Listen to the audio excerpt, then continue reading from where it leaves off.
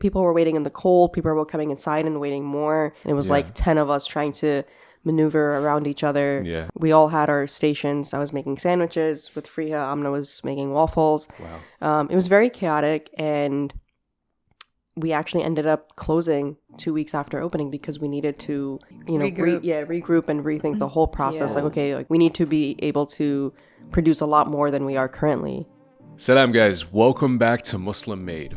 It's no big secret, but over the last few years, New Jersey has become a halal foodie's dream, where the options are endless, and the latest craze, hot chicken sandwiches, have taken over by the masses. But here's a question. Who started off this craze that's been sweeping across the East Coast? Well, on this episode today, we sit down with Namkeen, the restaurant that kicked it all off with their hot chicken sandwich, to explore the story that no one sees, the origin behind this crazy idea, the doubts, the overwhelming successes, and the surprising moments that define their journey. This is a story about risk, reward, and the mindset it took to not only create a food trend, but to redefine the industry itself. Welcome to Muslim Made.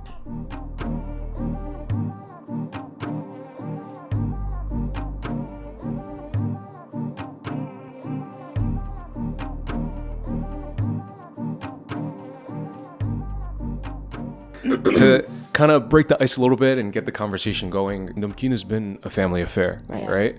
A lot of times, I'm always really inspired by the story of co-founders, right? Why someone trusts enough to go into business with each other. How did you know from the start that Namkeen would be most successful keeping it within the family? And how did you know that you could trust each other, knowing that, you know, this could be something either really good or really bad? So I think when we first started, funny enough, my brother-in-law, Amna's husband, Usman, he was kind of the origin of Namkeen and who wanted to open up a restaurant. I was working a corporate job before Namkeen started, so I was doing my own thing. My husband was doing his own thing, and we were all kind of flowing in different directions. And this was also around the same time as COVID. So things within the corporate world were also now looking a little different. And then when, her husband found a location and was like, all right, I want to do this. Like, we want to open up a restaurant. We're doing it. We all kind of just like fell in without really thinking about it. It was just like instinct, I think. But the thing is that none of you guys have a background in food. Like, what was that? What was that crazy. like story like when it came to like knowing that, okay, I want to open up a restaurant? There's a little backstory. So we come from a big family. And for almost 10 years straight, we used to have family gatherings every Sunday. Yeah. And none of us religiously, literally, like rain or shine, we would have those gatherings. And food is always at the center of these gatherings, right? Yeah. So I feel like all of us had a passion for food, good food from, like this is how we were brought up. Yeah. And Usman was always the one who always wanted to create like new, trying out new recipes, creating new dishes and inviting, and he loves having people over and hosting them and serving good food. Yeah. So right before Namkeen, we literally used to have just like small gatherings at our house where he would have all the cousins come over and he's trying out new dishes. Hot chicken was one of them. He was after it for a while. He kept trying, different things to get the perfect crunch, the perfect balance and everything. So this is how it all started. So how did he discover hot chicken? Because I think at that time there really wasn't a hot chicken wave going on. Can answer that better. So we went to California. Okay. That's where we had Dave's and yeah. That was like the only halal option we actually had there, and we're like, wow, this is so good. So when we came back, we started looking for halal hot chicken here, and there was nothing, like zero. Yeah, there were hot chickens, nothing. But not halal, because we were like, what in the world? And then COVID happened, and then he really dived in. He's like, if there's nothing going on, then maybe I can work on it. So he started doing it at home, like just testing recipes, reading books, watching YouTube videos like for hours, and just like trying it again and again to the point where like I think we nailed it. Yeah. So was there an intention behind starting up a restaurant at that point? Or was it just like, I need to serve the perfect hot chicken sandwich to my family? Was it just proving himself? It was an intention. Yeah. Because like he also, we all I think were in corporate, and he never really liked 9 to 5. Yeah. And then he was also working as an accountant before Namkeen. Yeah, so it was like he'd never wanted to. So he, like Priya said, he always wanted to like serve and like be in the hospitality. It was his love language. I Yeah. think food still. Yeah. Still is. All of our love Still language, is, if anything. Yeah. Yeah. So that's how it started. And then when the prospects came, like in the back of his mind, he always wanted to open a restaurant. So like when COVID happened and he just happened to be in Chatham and he saw that location, it was a turnkey restaurant. Yeah. So we're like, he came and I don't know, I think he spoke to his brothers and they're like, let's do it. Yeah. Yeah. Let's talk about the story of Chatham, though. Chatham is I wouldn't call it a cultural melting pot. I wouldn't call it a hot spot for culinary innovation. Why and how? We just stumbled upon think it that was location. fate. It Yeah, was it's fate, fate. It was literally. fate. He was Yeah. just driving past. They were driving on Main Street. He saw the sign. The place was up for rent. And he was like, let's go check it out. He spoke with Rabia's husband, Noman. And Noman was like, okay, yeah, nothing is happening. So, why not? And Middle of COVID, by the way. middle of Yeah. COVID. And This was like went- peak COVID too, peak when it was COVID, really yeah. bad. Yeah. And everyone was against it. Like within the family, like the elders was telling us, like, why are you investing money when everything is shutting down and we were thinking about seriously. opening a new restaurant. Yeah. So, but alhamdulillah, it all worked out. I think it was literally a qadar. Like it was just meant to happen at that time when nothing else was, like nothing big was happening. And I think that also played in our favor because, peak COVID, things are shutting down. And then you have Namkeen, like people were so excited to try it. And it's hot chicken and no one on the East Coast has good hot chicken. Yeah. Good or bad, like nothing, there was nothing whatsoever. Especially in the halal space. In the halal space. Halal, exactly. halal Yeah. scene. So when we opened up, it was alhamdulillah, The turnout was incredible. Like I remember those initial days. It was worse than what people know Adele's to be today. Like literally waiting out in the cold, hours maybe outside for something that you don't even know is good or not. Take me back to those original first few days. What was it like? You'd mentioned qadar, like destiny going into it. What did you expect and what ended up happening? It was absolutely crazy. We were all working 12, 15-hour shifts every single day. Every single day. We had my mother-in-law make like big pots of like the sauce at home. Like our production at that time, obviously we were not anticipating it. And this is a very vivid memory that I have. The night or 2 nights before Namkeen opened, when we were talking through numbers about like how many sandwiches we should prepare. We had really we didn't think it was gonna be like big. We were like, like a couple of hundred probably, like in terms of what our production would be. And then opening day we were opening up at 12, I believe, and around like 11:30 there's like a line out the door, and we were all like, wait, this is like what's happening. It was it wasn't something that we were expecting or prepared for. So, and that had all of us, like it was just all hands on deck. We were all working. And, obviously people were waiting in the cold. People were coming inside and waiting more. It's a very small space. I don't know if you've been to Chatham, like, what the workflow inside is like. And it was like 10 of us trying to maneuver around each other. We all had our stations. I was making sandwiches with Friha. Amna was making waffles. Wow. It was very chaotic. And we actually ended up closing 2 weeks after opening because we needed to just like kind of regroup and rethink the whole process. Like, okay, like wait, we need to be able to produce a lot more than we are currently. Taking a step back, like how did you guys know how to take the success you had in the kitchen to like an actual professional level, like restaurant scale? We didn't, honestly. Yeah, we really didn't experience. I said, it's qadar. Like it was alhamdulillah, like Allah basically handed us the whole. So even now we've opened mashallah 4 restaurants, and Chatham still has the best workflow. So it was subhanallah, it was as if like everything just played out in our favor. For people who have no prior background in a restaurant industry, a lot of the things just played in our favor, alhamdulillah. And then and then we learned along the way a lot of like trials and errors, right? Like the Rabia is talking about the production initially. I remember I would tell Amina, like make big batches of sauces. She would make like small little containers, Yeah. and then we would run out halfway, and then she's Oh running my to the back God. making more, and I would yell at her. I'm like, "What? I didn't tell you to make big batches." we were not No one was like we prepared. couldn't in my mind, like it was just like everything's small. Like we couldn't. We didn't even have the, we like, didn't the have the proper even have, resources like, to to make make big things. yeah. big Yeah. batches. Like I didn't know how to make big batches. All I had to do was double, triple the recipe. But like in your mind, you're just always thinking so small. And I think it really felt real, like on the first day when we saw the lines, and then I think it was Friha. She gathered all of us to the center, and like we made dua or something. And that's when like we felt like I was like, okay, wait, this is for real, and this is not just like a game or whatever. Like it also, I want to also add that whenever you're starting something new, you have to go in with the right intention. So alhamdulillah, when we started Namkeen, even our father-in-law, he kept saying, I want to start this business, and yes, we are going to earn, this is going to be our livelihood, right? But I want you all to think about how you can give back. Like Allah is giving this opportunity to you, but you have to go in thinking that you are serving halal food.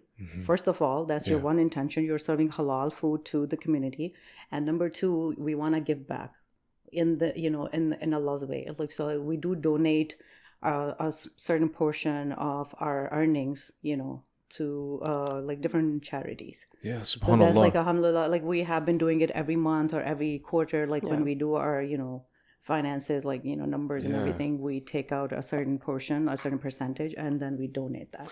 Yeah, subhanallah. I think moral of the story with so many of the people that have come on Muslim Made is that the world is a better place when Muslims find success and they go in with the right intention. Right?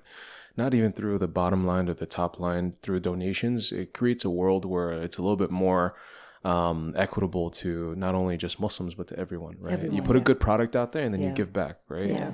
I wanted to talk about again, going back to those early days, opening, and especially when you started, like people waited in long lines to try your food. What was it about? It wasn't just because it was halal, it was something else.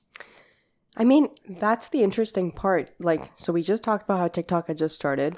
I think it was curiosity. I think what Friha was saying earlier, we were also in this weird era in this pandemic where people wanted some normalcy, right? Like where we were all locked up for so long. Things were just on like starting to get back to normal, where Namkeen is now opening up and now everybody just wants to be a part of it or wants to try it out. They saw a video of it or whatever it was. And we were talking about this earlier. We didn't like have any strategic marketing strategies back then, or like working ads to get people to come. It was just made like a graphic on Photoshop, posted on Instagram with a couple of 100 followers, like grand opening. And I think right before that we had hosted like a little blogger event where we had a few people come try out the food beforehand. They took some pictures and videos and posted them, and that was really it. Like it wasn't like a mastermind process to any of it. Right. So talk about being on the cutting edge. You weren't only differentiating to people that you were halal, you were also incorporating desi flavors. You were also incorporating this new item that's never been seen before, which is like a spicy waffle hot chicken sandwich. So that had led to this insane line. You have this now, not only just a blessing, but also like a curse, because you actually have to serve people now. You have to figure out how to solve this problem. What was going on at that time? And how did you guys process how you're going to now feed this beast? I think it just took practice. Again, in the beginning of it, I don't really think a lot of us knew what we were doing. So there was a lot of there was a whole learning curve. Speaking even individually, this was around the time I had left my corporate job, and now I was kind of dedicating myself to the business and learning things that I hadn't learned before, obviously, because I've never worked in a restaurant. And I think one thing that when we talk about this, the one thing that I always think of that really helped us is that we had each other. Like, I think we were talking about this with somebody else, but obviously opening up a business, a restaurant with like a solo founder is a lot more difficult, right? But you're one person. There's only so much you can do. But I think between the six of us, we had enough hands where we were able to accomplish a lot more. And I think that's probably one of the main reasons that we were even able to grow at this level and expand and feed the beast, or else we kind of would have just been stuck in that cycle of what we were doing 4 years ago. So for us, I want to add that for us, this whole process has been really exciting too, and fun. Yes, it's stressful. Yes, we did work 12-hour shifts, and we had kids, and we would leave them home and won't see them for the entire day. But alhamdulillah, it also brought us all very close to each other, and it still is a process.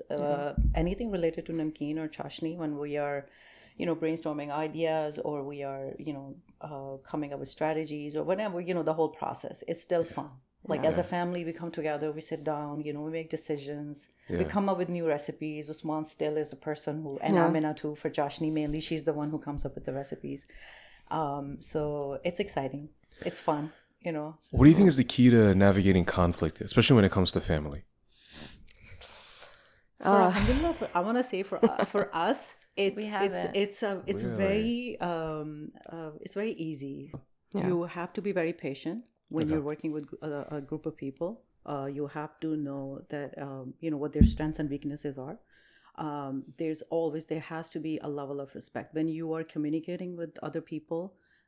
Even if you don't like something, you have to communicate it in a respectful manner, and I think that's what's helped us a lot. Okay. So when we don't have many conflicts to begin with, but when we do, we all listen to each other, and then we raise our concerns or questions, and then we basically talk it out in a civilized way. It's like nobody's raising voices, nobody's yelling, nobody's getting upset, and I think that's what's helped us. That's how we navigate our conflicts. And then we also realize, okay, if Rabia, her strength is marketing, and if she comes up with a marketing strategy, and I have my concern, I will discuss it with her. But then at the end of the day, I am going to listen to what she has to say, because I know she knows what she's talking about, right? When it comes to operation, I might have a better strategy than Rabia, because I want to say that's my strength. Yeah. So we all have kind of taken on roles based on our strengths and weaknesses. When it comes to like developing recipes, we all look up to Usman and Amina, for example, because we know they can come up with like different new things, and we're gonna love it. But we do give our input at the end of the day. It's not like Usman comes up with the recipe and that's it, and he's not going to change it. I always like give my 2 cents. If I'm gonna tell him, hey, this needs more acidity, this needs less salt, and whether he likes it or not, he will listen to me. And then we will all try, and then we will continue that process of trial and error until it's clicked, until it's like balanced, and we all are on the same page. Until it's bulletproof. Yeah. So as nonchalant as it sounds, we actually do have a pretty rigorous process for our recipes and like what we're putting out there. I think what Freya was saying earlier, we all are foodies by heart, and it's just how we were raised. We've seen our mothers in the kitchen growing up, cooking for family members. I think safe to say all of our mothers are amazing cooks. So I think even from more of a recipe and product perspective, we are, very strategic with what we're putting out there, and we're making sure that it's a good product. It's a good quality. The taste is good, because I think that's just what we know best. Okay. Like if we don't love it, we won't put it on the menu. Yeah. That's our rule of thumb. How do you guys stay loving it? I think for us specifically, more recently, we've also, put more of an emphasis on not just the food, but the experience that Namkeen comes with. And I think that is how we make it stand out. Like, within the past 4 years, we've done so many events at all of our different spaces. We are really involved with our local communities, local artists. We just a couple of weeks ago had a huge brand relaunch. So we like redesigned the look of Namkeen. So I think we're constantly finding ways to obviously stay ahead of the game, stay relevant, and ensure that Namkeen is like the hot chicken, joint in the East Coast and hopefully more. So I think it's really, we try to make it more than just about the food to a certain level. And we like to focus on all of these things because I think it does make us stand out. Especially now, when it comes to the point where you're expanding into 4 different locations and looking at cafes now and this brand Cheshni that you're working on, what's really interesting is even though you guys were the first, this hot chicken wave is one of the biggest waves to go all across. Specifically halal hot chicken wave has been one of the biggest waves to go all across New Jersey. Yeah. How does it feel to know that, you have this much competition, and how do you approach Namkeen now that you know that there's so many hot chicken options out there today? I mean, it definitely keeps us on our toes, right? Yeah. It's a reason for us to, constantly put the work in. And I think that's why maybe we don't fall back or get lazy. Yeah. It's because we see, all of the these new places emerging, and at a certain point that catches up to you. Like if you're not on your toes, if you're not actively doing things to make sure that our brand is relevant, like sometimes you might just get lost in that. What have you guys learned about customers when it comes to the halal, but also like the food space? What actually matters? Customer service. You can have a great food product, but sometimes if people come and if they're really just not welcomed in the way that they want to be, or if they feel like the customer service wasn't the best, that's enough of a reason to not go back. And I think of myself too. I don't know about you guys, but I feel like if I go to a restaurant and even if the food is great, if I had a really bad experience with customers, I don't know if I would want to go back to that place. So I completely understand it. As a restaurant owner and as a customer, I think it goes both ways. People really care about that. I tell everyone I hire as in onboarding, bad customer service will always stick to you. So we tell them we grew up as families. It's all about hospitality. It's all about warmth. So when we're training our employees, we try our best to portray that to them and teach that welcoming behavior, being nice, polite, all this stuff. But bad customer service will always stick to you. Yes, your product speaks volume and you want to have a consistent quality product, but it all comes down to the experience that a certain customer is going to have.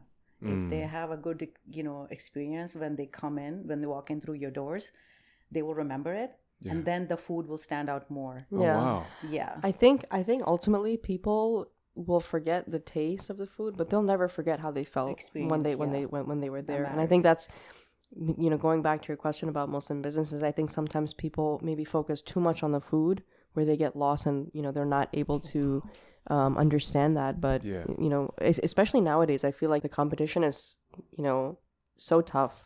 Opening up a restaurant is really not an easy business. I think it's 60% of restaurants fail in the first year of opening, and the margins are so low in terms of profit. It's not an easy business, and I think it's a lot of different things that you have to focus on, right? Like what we talked about, you have to, obviously your food needs to be great, but then you also need to focus on all this other stuff. Props to you guys. You guys have done it 4 times. 3. I mean, actually we have 3 of them and then two Joshnis, but the 4th Namkeen location hasn't opened up yet. Fingers crossed. Hopefully by the end of the year, inshallah. Yeah. Individually, what do you think has been the most challenging moment in Namkeen's story to this date? I think Brooklyn. Oh yeah. Oh my God, yeah. Brooklyn, just Brooklyn, the entire city. We're talking about all of the good stuff, and it's right. Alhamdulillah, it's been great. But behind the scenes, we have had a lot of challenges that we've faced, as well with the business. I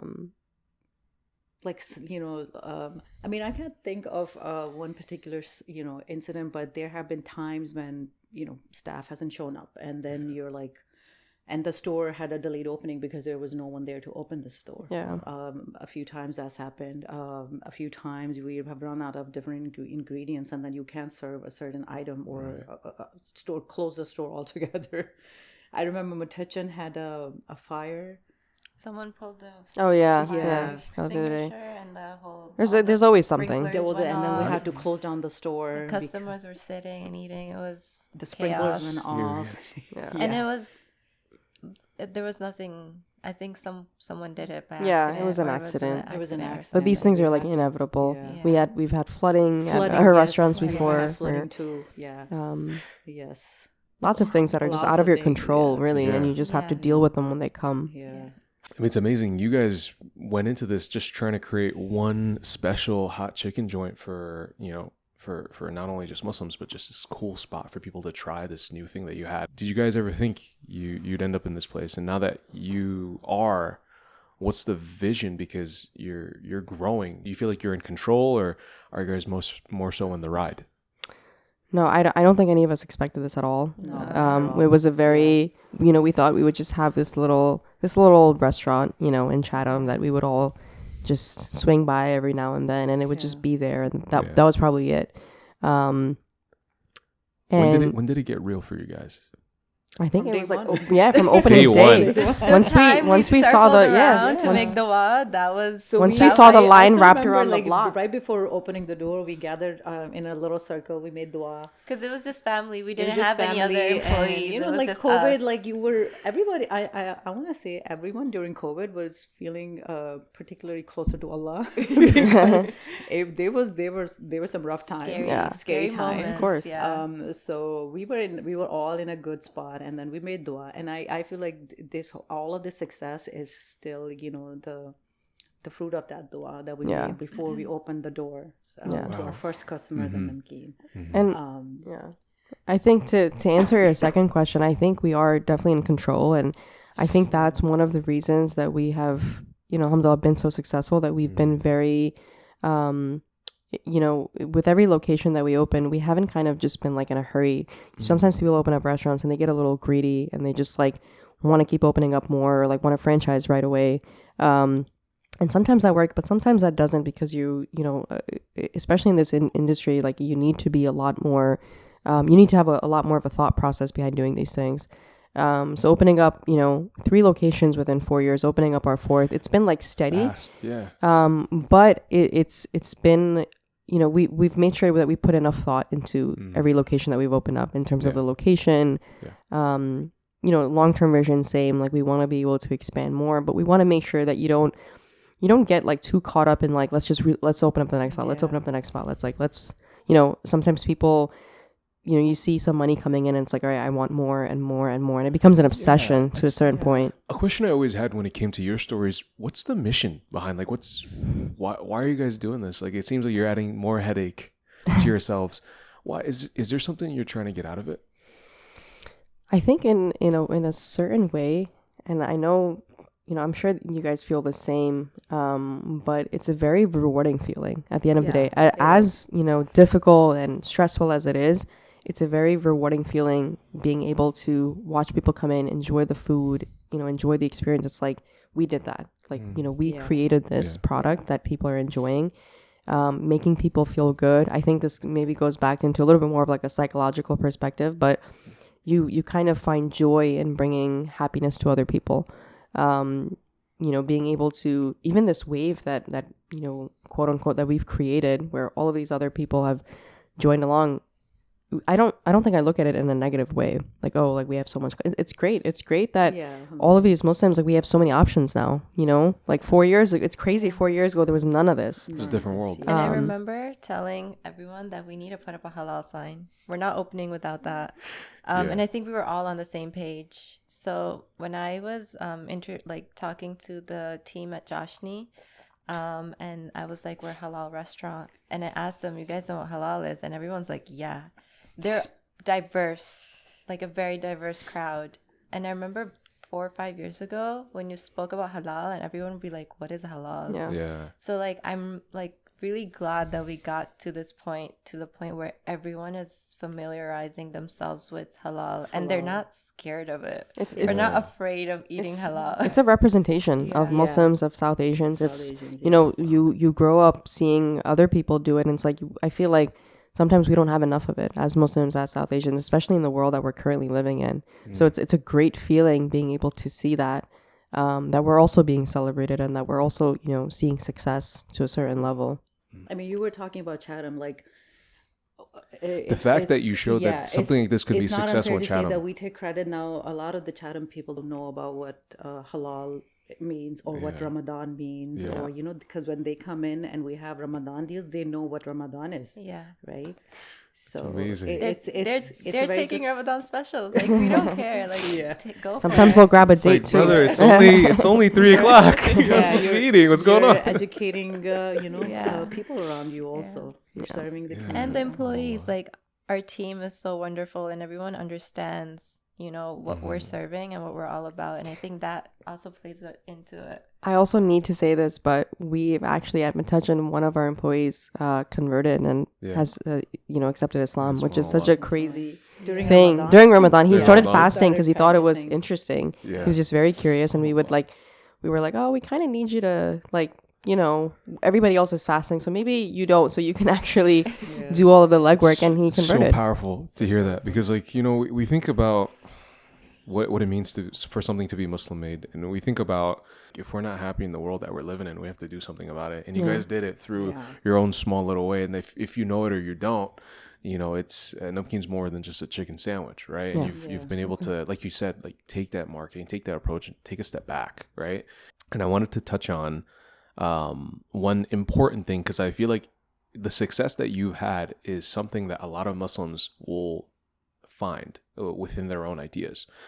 But when it comes to expansion, Muslim-owned brands have this high tendency of losing the secret sauce that made them special and successful in the first place as soon as they start expanding. You've beat those odds. How did you keep each individual Namkeen place like successful but also special while also focusing on expansion? We think about other brands that we could kind of relate to, like Dave's. The original Dave's, before they start expanding, was a lot more special than Dave's today as a franchise model. How do you guys approach it? I think it is, first and foremost, it's important to really understand what you're looking for out of all of it. And, if you're kind of in it with the wrong intentions or for the wrong reasons, it'll kind of show. And, maybe that'll catch up to you at some point where the restaurant is not succeeding. Again, when we opened, we never thought, the first thing was like, we're going to franchise and we're going to be, open up globally. Sometimes people start dreaming a little bit too big and it doesn't live up to it. And, I know this is like a little bit weird to say, but it's sometimes it's important to just, start small in order to find bigger success. And I think that's kind of what we did. Obviously in terms of our expansion, we want to be able to grow, especially now with having so many different hot chicken restaurants. Like we were talking about earlier, we used to have people that were like driving from all different parts of the state to come to Namkeen. And now that maybe if they have something in their area, maybe they won't be doing that anymore. So, obviously from a business perspective, we also sometimes need to make decisions that will work out in the best interest for us. But also making sure that we're not getting too lost into just making money. I think the most important thing to know is if you're looking to make money, a restaurant is probably not your best bet, really.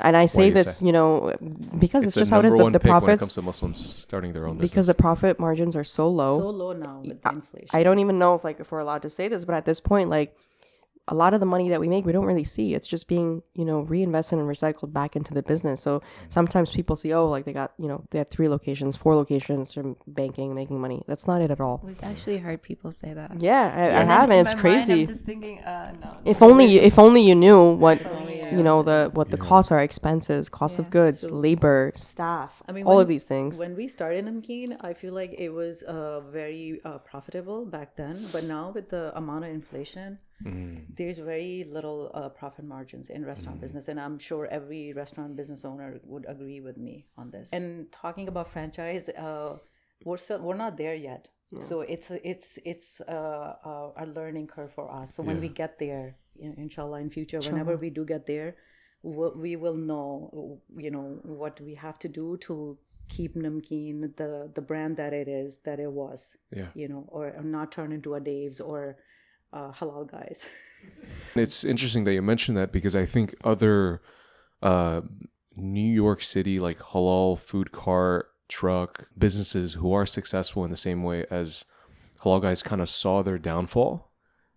Like Halal guys is on a corporate basis, they're a success. They have a great P&L. They're making money, and from every sense of the word, they got what they got out of expanding and franchising. But I think to the Muslim culture, Yeah. they've kind of lost their trust a little bit. And I think other brands, especially when you look at their neighbors, they're intentionally avoiding the halal guys route in order to protect and differentiate. What do you wish more Muslim restaurant or let's say food brand owners would know in order to create more benefit outside of just whatever they're providing in terms of the food? I think even not caving in with investor money. I know a lot of people take that route, but it's something that we didn't do. And, we're sitting here 4 years later. We could have, when we open up 1 or 2 locations, it's much easier. Like we did all of this that we could have done with more money. Like we could have been paid for the things that we did with all of the expansion and growth. And I'm sure, we would have had some great investors, but I think when you start looking down that route, the investor, the franchise route, it's a very tricky road because, we're talking about all of these phenomenal names who kind of just get lost in that. It becomes like, I think even with Dave's, like you said, like it lost like its specialty. Like when it was like, on the West Coast, it's like there was like this I don't know, this riz to it, right? And now it's like you can just get it anywhere. It's all over. So, I'm not, no hate to people that do take those decisions, but I think when you do, it doesn't come lightly, and sometimes it does catch up to you if you're not doing it with the right intention, right? Like you have an investor come in and, you kind of just choose the money over your brand, and that's kind of the price that sometimes you have to pay. It's so interesting. Listening to this entire story, I've felt that there's this amazing quote, and it all goes back to family, because the quote goes, if you want to go fast, go alone. Right. Yeah. If you want to go together, go slow. Yeah. Right. And I think you guys have made the intentional decision to go together anywhere. Yeah. And because of that, you've seen that the most beneficial way to it is together. Going slower. Yeah. Yeah. Slow and together. Yeah. Yeah. That's amazing advice. And there's also a hadith that if you are kind to your kin, or if you strengthen your ties with your kin, it actually put barakah in your risk. Yeah. That's one way to increase your risk. Yeah. And alhamdulillah, it's worked for it. And we've seen our parents do that. We've seen our dads, they're in a business together. Yeah. So I feel like this is how we were raised. We've seen them do it, and now we are doing it, and inshallah our kids in the future will learn. I was gonna ask, what do your kids think? Are they like, I don't know, I'm more of like a sushi fan? They are sushi fans, but when I talk to my older one, he's 9 years old, I ask him, what do you want to be when you grow up? He's like, I want to run Namkeen. Really? Be a chef at Namkeen. That's what he tells me. You start him off at chef. Yes, that's what he tells me. He's very close to his uncle, Usman, and also Naman, but he sees Usman cooking and everything, and he's a big foodie, mashallah. If you look at him, you can tell he loves food.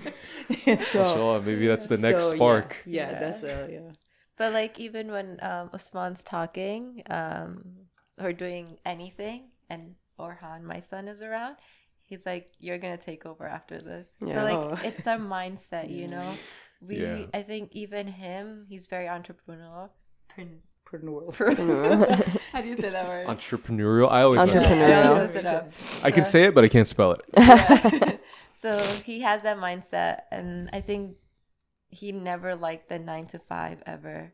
So from the get-go, I think that's what he's always been after, and he also put us into that mindset, and I think that's how we've kind of gotten this far too.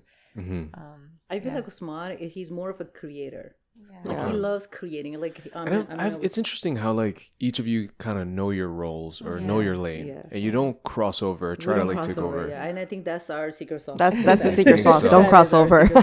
Stay in your lane. Stay in your lane. We're perfectionists. Like we said, we love. We want to serve something that in our opinion, is perfect. If it's not perfect, we won't serve it. Yeah. And then customer service side, like creating that experience, that has been a process for us. That's something we've been learning, and we still need we need to grow into that. Like there's a lot to learn and still do in that sense. So it's like someone comes up with an idea, and we have all of us to perfect that idea. Okay. So like Usman came up with the idea of hot chicken. We had Noman jump in and like start looking for locations and like doing all that stuff.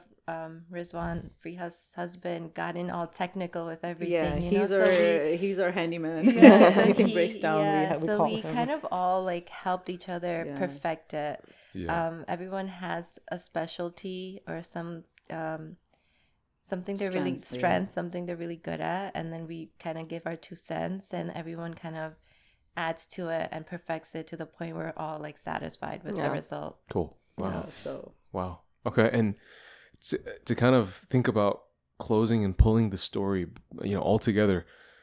If you had to do it all again, and you guys are kind of already doing it with Chesney, right? But if you had to do it all over again, how would you guys say, all right, Moose, this is the playbook? And anyone listening along, I'm sure they're going to be interested to hear this. How would you take the success that you've had with Namkeen and translate it to, let's say, an aspiring foodie who wants to be a restaurateur? Have a strategy. Yeah. Very simple strategy. Don't go overboard. Yeah. Keep it simple and concise. Yeah, and trust your product. Trust your product. Yeah. If you don't trust your product, I don't know what to tell you. Nobody else will. Yeah. And then go in with the right intention. Yeah. We as Muslims, we should be doing everything for the sake of Allah, right? If you go in with the right intention, and you will see the success. And you asked that question, like, what was driving people from all over the state, standing in lines for an hour in standing in line for hours, in cold, really cold weather. I feel like it was our intention. It was a barakah from Allah.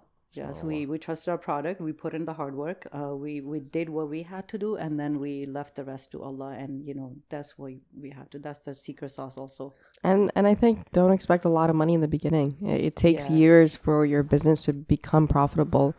So if it's something that you're looking into for easy money, it's probably not you're probably better off in a corporate role. And commitment. Yeah. Commitment is key. There are no off days for you. Yeah. You can't take vacations. You can't have a day off. You just have to be on your toes all day. Amazing. I think with the current situation of the world, a lot of Muslims, especially in the U.S., are in this position where they're either freshly unemployed or thinking about leaving the corporate world because of that lack of purpose, that lack of duty to the people around them, that lack of not feeling like they're using their time best, and they're looking for ways to make a difference. And I think, with food, especially with us coming from backgrounds that are, so rich, like, when you think about American food, it's only a few hundred years old, right? When you think about basic food or Arabic food or food from anywhere around the world, it's thousands of years old. Yes. Yeah. So there's so much opportunity for us to make waves in the food space. Yeah. And I think taking what you guys have shared today, I think we're definitely in a position for us to have a good head on our shoulders and a good set of directions moving forward. Is there anything else you'd like to share to our listeners and people in general that you wish more people knew going into a food-based project? Don't give up. Sometimes you start something and you feel like, okay, this isn't working out. Let me back out real quick. That's not how it works. And a lot of the growth is not linear. It's not upwards. It might go down first before it even comes back up. So it's important to just, make sure that you are putting in the work, that you trust yourself and you trust your process, you trust the product, and that you're not giving up. You're putting in the work. Yeah, I agree. I feel like any project or anything you start, you start at a small scale, right? But you have to keep putting in the work because hard work always pays off. Yeah. I want to give you an example. I recently did a project with Yahya, vacuum cleaners. So Dyson, it's a random story, but Dyson, the guy, he had at least 5,000 different, he tried to create the Dyson without, so he was trying to create the vacuum cleaner without the bag, right? Yeah. It took him 5,000 tries and many, many years of hard work before he came up with the product. But look at now, they're the leaders in the vacuum cleaner industry, or actually in other industries. Yeah. So his hair dryers, his all of that stuff. Yeah. So that's one inspiring story. For anything you do, you want to start and you want to keep working and keep giving it your 100%, and then you leave the rest to Allah. And inshallah, if you are passionate about it and if you trust your product, it will pay off. It may take some time. Don't get disheartened. Stay committed and stay focused. And in the end, So the product is on you, but the success is from Allah. Success is from Allah, Dream big, but start small. Start small and stay focused. Don't give up. Love it. Yeah. Love it. Yeah.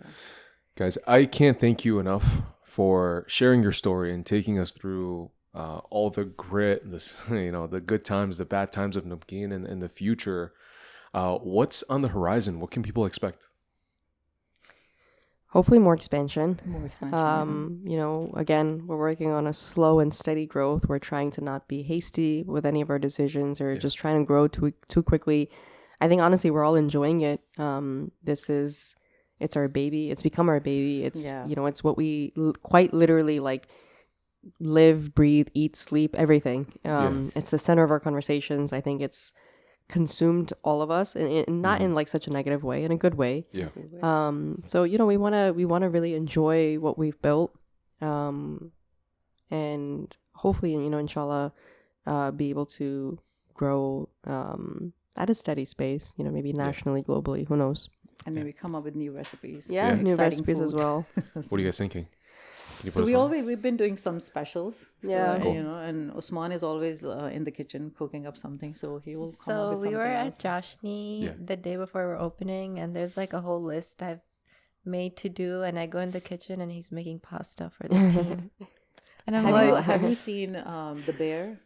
Yes. Okay, so he was doing family time. Okay. It was basically really cooking pasta for the whole for the team, and I'm like, what about the prep and all this work we have to do? And then he's like, it's okay.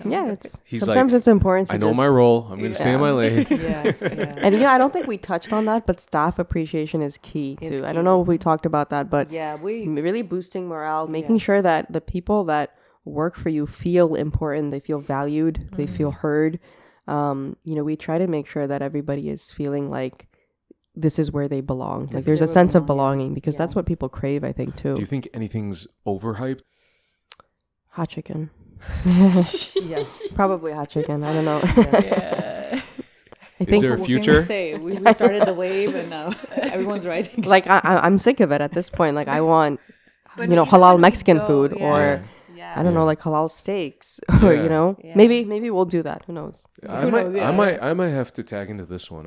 I'm kind of known well between the Muslim 18 when it comes to steak. Yeah. Okay. Yeah. Okay. Maybe we could do a little collab. Muslim made. Do you keep it medium rare as you should? Okay, good. So I like mine's pretty red. Obviously, with my parents, it's well done. Same. All the parents are like So lamb chops. Like if they ever go to a restaurant, they want to get lamb chops. They have to be burned. They're basically eating like a bowl. Exactly, right? And it's like, I don't know where it comes from, but it's just like this lack of trust. If it's like red or slightly pink, or if there's like some juice coming out of it, there's just like this inherent like disgust or like reaction from them. It's like, I can't even touch that. It's the best part. I don't know why though. I really wonder. They think it's not cooked. Yes. No, so I grill a lot. Even in the wintertime, I'll grill like maybe 4 or 5 times a week, and it's always live fire, right? It's either wood or coal, right? Nice. And every time I make food and I bring it to the family, the first question I always get is it cooked? What an incredible story. I can't thank you enough for being a part of Muslim Made. Muslim Made is not possible without the success and the stories that you have collected throughout your hard work, throughout all those 12-hour, 15-hour shifts. So thank you from the Muslim Made team. How can people stay in touch with Namkeen? Thank you so much. It's been great. Thank you guys for having us. Thank you for having us. I think just, stay tuned with our social media. We're pretty active on it. And I think we're all pretty approachable. We're not hard to find, hard to get. You can find any of us at any location, I guess, as well, where you'll definitely see us there. But thank you for having us. It's been great.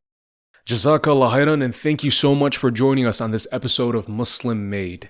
We wouldn't be able to do this without your support, so don't forget to share it with a friend or family, and check out our merch to be a part of our community. Make sure you like and subscribe, and we will see you on the next one. Assalamu alaikum.